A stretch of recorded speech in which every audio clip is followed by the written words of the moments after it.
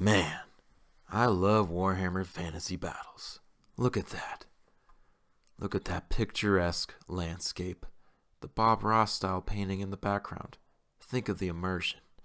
Dwarves fighting Bretonnians, handmade scenery, clump foliage. It's just so pleasant to look at. Look at that.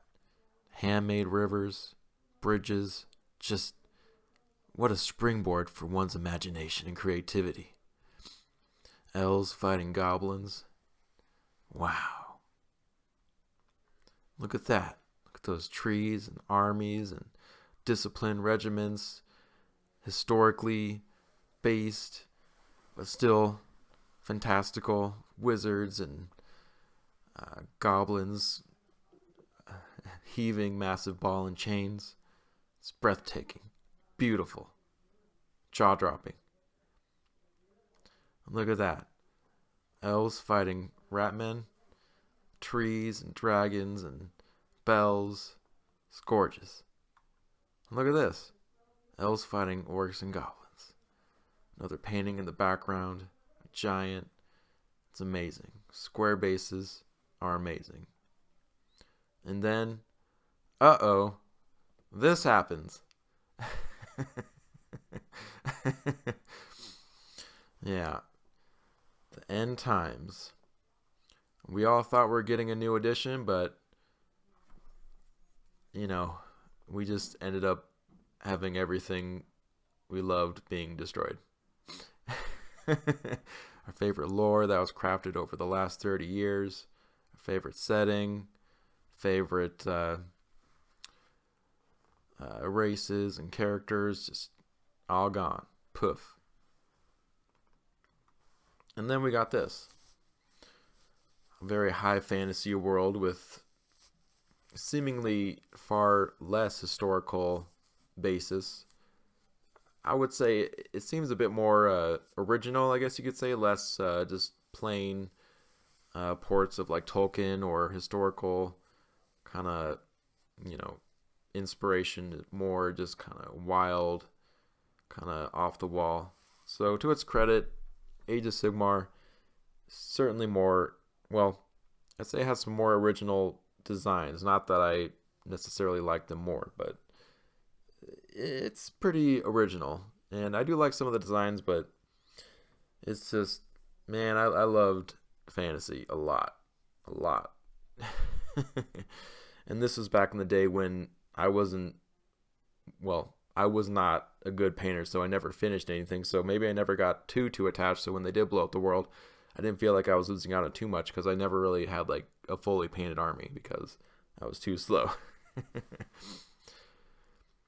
And the game AOS really resembles 40K a lot more because my thought process is on why they did that is that 40K sells well, fantasy isn't selling as well, so let's make it more like 40K, and that makes sense. But I feel like AOS is now just kind of like a 40K clone with a fantasy skin on it, whereas before fantasy was a totally different kind of game, totally different way of thinking. Yeah, it was similar. It was a war game, but it had its own style. It's very I feel like deeper thinking and nuanced tactics and flanking and regiments and psychology. And I just feel like what it is now. I guess I haven't played it that much, so maybe I shouldn't be too harsh of a judge. But it's just I don't know. It just doesn't interest me. It doesn't. Just doesn't float my boat, doesn't really excite me, I guess, just because I guess on a certain level I don't like what it represents, and I just, there's only so much time in the day, and I'd rather work on fantasy models from the original. And, one of the things that really bugs me about this whole situation is that, in original fantasy, you had 20 millimeter bases, and then AOS is announced, and then all of a sudden you have to rebase on a 25 millimeter basis for your infantry. And then, I rebased some of my models I painted. I regret it now. I wish I would have just kept them on the square bases. And then, Old World is announced. So then I started, getting models ready for, what I thought was going to be the same as Fantasy. So I got 20 millimeter bases, and then I thought I was getting ready, and then I'd have something by the time Old World was released. But then Old World is revealed, and now I gotta rebase it again. I have to rebase everything again. I mean, how much of our life is gonna be spent rebasing the same models just because GW doesn't tell you in advance what they're gonna do? It's kind of annoying. And I know this is a problem with my orc army. I know before I even assembled the first model, I called GW and I was just like, hey, what size base should these guys be on? Because I wasn't sure if they were gonna increase the size of the bases for the standard infantry, because this is just right before they officially came out with the marketing and the packaging and the new box set where the orcs came on the bigger bases. So I called and they said, oh, I don't know.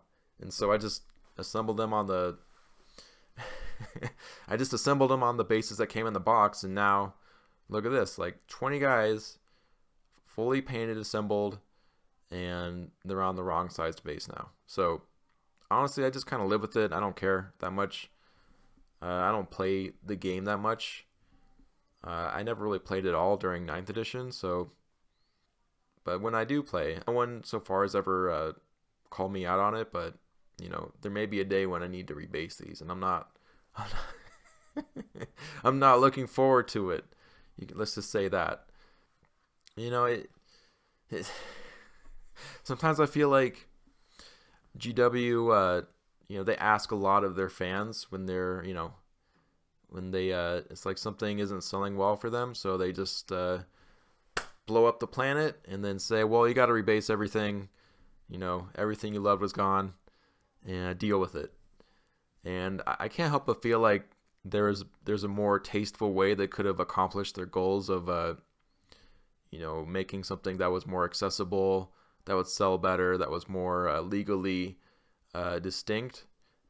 But I don't know, hopefully they don't do this as much in the future. And I just wish they would just just give you a heads up ahead of time, what the official base sizes are going to be for upcoming releases, just because this stuff takes a long time to make, and you don't want to just wait around, or at least I don't want to wait around just for the next official release, or when they're going to say, oh, this is what the old world's going to be like. I want to start assembling stuff now and get ready for the new rules. But I guess I should have procrastinated and just realized that the bases are always getting bigger. Size creep for bases, size creep for models.